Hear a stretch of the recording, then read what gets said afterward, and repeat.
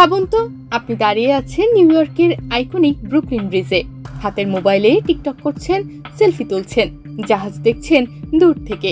এমন সময় হঠাৎ আকাশের নিচে একটা অদ্ভুত আওয়াজ শোনা যায়, আর আপনার সামনে দিয়ে ধেয়ে আসে এক বিশাল দৈত্য, একটা জাহাজ, 91 মিটার লম্বা, সাদা পাল ও তামার মাস্টে সাজানো, যেন সোজা কার্টুন বা সিনেমা থেকে উঠে এসেছে। আর সেই জাহাজেই সোজা ধাক্কা মারল ব্রুকলিন ব্রিজে। হ্যাঁ, শুনতে অবিশ্বাস্য লাগলেও এমনই ঘটনা ঘটেছে 17 মে শনিবার সন্ধ্যায়। জাহাজটি একটি আন্তর্জাতিক শুভেচ্ছা সফরে যাওয়ার পথে এই দুর্ঘটনা ঘটে। দুর্ঘটনার সময় জাহাজটিতে 277 জন নৌসেনা ও ক্রু সদস্য ছিলেন। জাহাজটি যখন ব্রুকলিন ব্রিজের পাশ দিয়ে যাচ্ছিল, তখন হঠাৎই জাহাজটির বিদ্যুৎ ব্যবস্থা বিকল হয়ে যায়।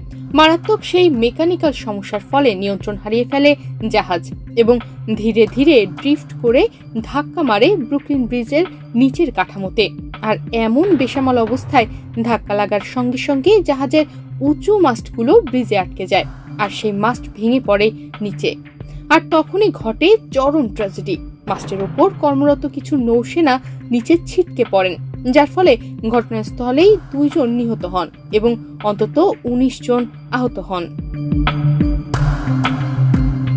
এ বিষয়ে নিউ ইয়র্ক সিটির mayor Eric Adams x post করে জানিয়েছেন, 277 জন আরোহীর মধ্যে 19 জন আহত হয়েছেন, যার মধ্যে 2 জনের অবস্থা আশঙ্কাজনক এবং 2 জন দুঃখজনকভাবে মারা গেছেন।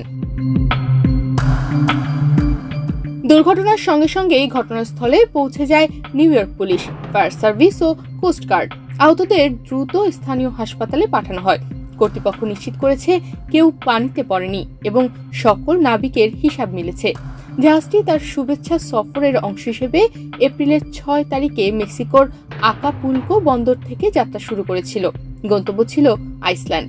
এই জাহাজটি মূলত নেভাল ক্যাডেটদের চূড়ান্ত প্রশিক্ষণের জন্যই ব্যবহৃত হতো।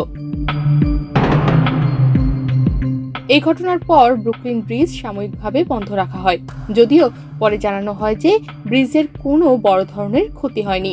মেক্সিকান নেভি ও আমেরিকার ন্যাশনাল ট্রান্সপোর্টেশন সেফটি বোর্ড যৌথভাবে এই দুর্ঘটনার তদন্ত করছে।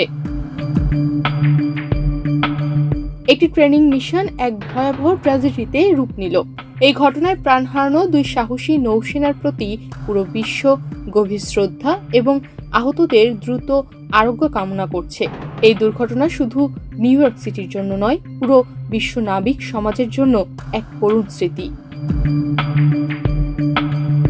তনিমা রহমান, বাংলাদেশ প্রতিদিন।